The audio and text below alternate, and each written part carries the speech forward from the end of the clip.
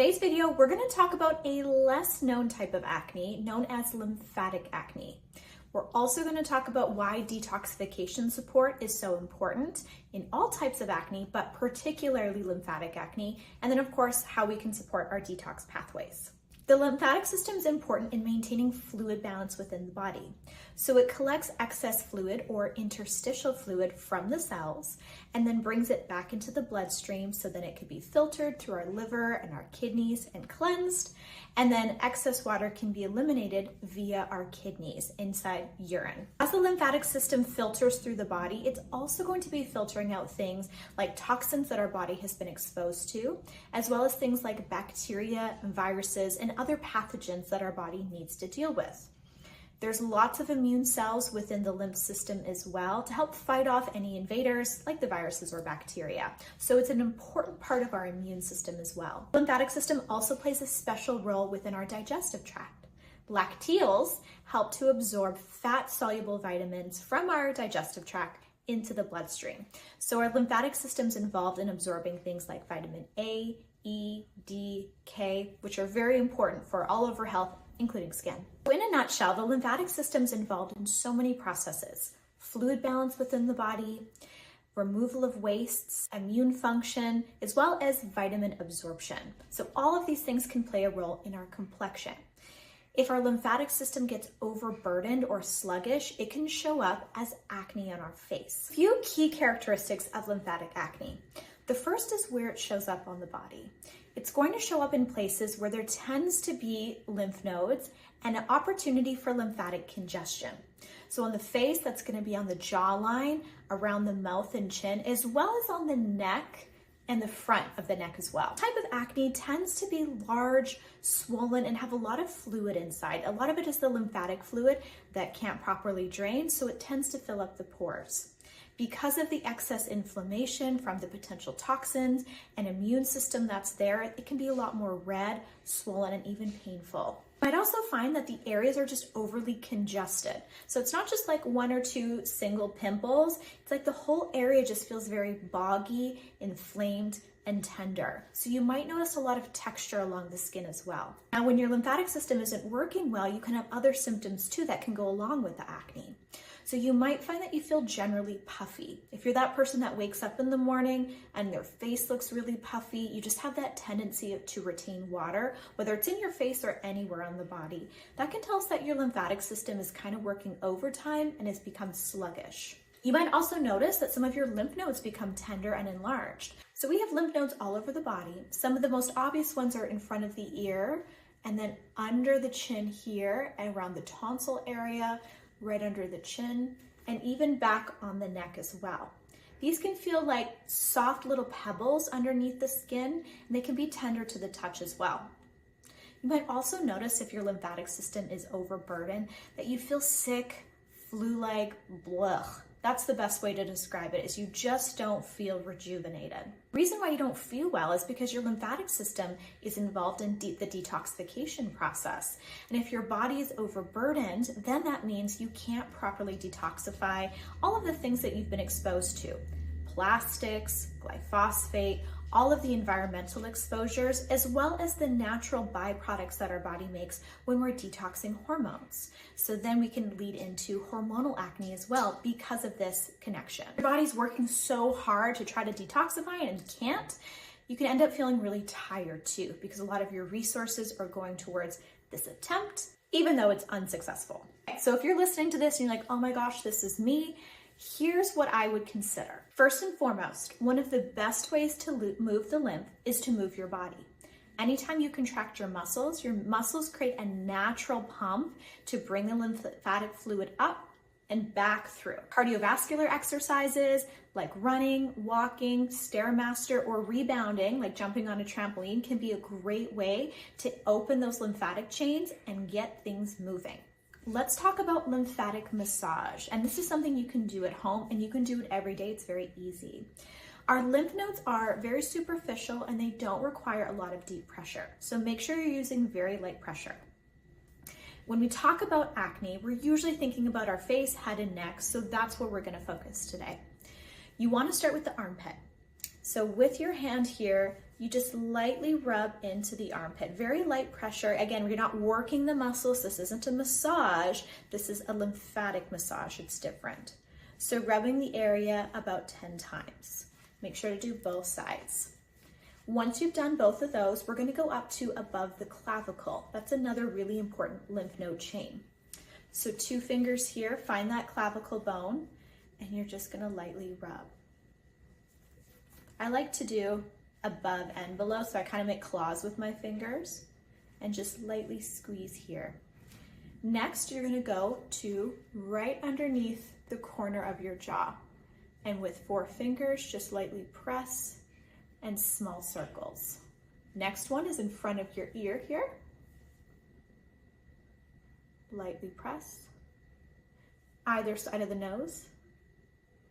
And I'm going quicker than you would in real life, so make sure you slow this down. Under the chin. Okay, lymph nodes are open. The lymphatic fluid sits very superficial on the face, so you're not going to press hard, but think of a butterfly motion. So you're taking the fluid from the center of the face and pushing it towards those lymph nodes.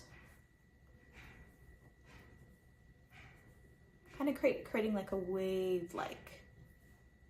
Make sure you get right by the nose. And down the neck. After you've done some pressure like that, you lightly tap. This almost gives the same feeling, that vibration that you would when you're bouncing on a trampoline. So you're just lightly tapping to feel that fluid go down to the lymph nodes so you can clear the face. Don't forget the chin and around the mouth, because we all know we like to break out there with lymphatic acne. All the way down. So that's lymphatic massage. Another option is to do dry body brushing. So this is what a dry body brush looks like. You can see the soft bristles. You can get this anywhere like Sprouts or Amazon. And so you always start at the base of your body. So you're gonna start at your legs and then work your way up, always moving towards the heart. So legs through hips up to heart, and then head, shoulders, arms down to heart. So once you've gotten to your arms, what you'll do, short, soft brushes. And obviously you're not going to do this with clothes on. It's great to do like right before a shower. Brushing always towards the heart. Once you get to the armpit, really get the armpit good. We know there's a lot of lymph nodes there. You would do your neck,